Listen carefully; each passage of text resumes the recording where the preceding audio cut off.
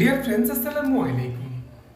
Dear friends, আজকে আমি আপনাদেরকে দেখাবো HSING GD60-4S এই মডেলের সার্ভো মোটর কন্ট্রোল বক্সের কিভাবে এনসি এবং এনও প্রোগ্রাম সেটিং করবেন।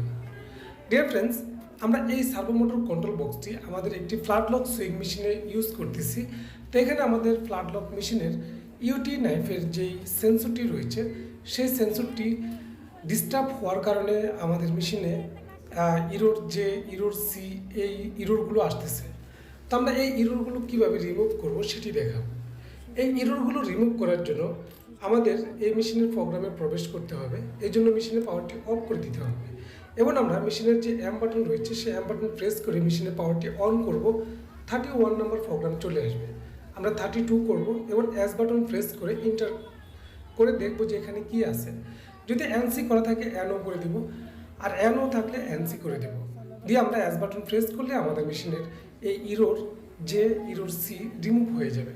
ভিডিওটি ভালো লাগলে অবশ্যই একটি লাইক করে দেবেন এবং চ্যানেল নতুন হলে অবশ্যই চ্যানেলটি সাবস্ক্রাইব করে রাখবেন।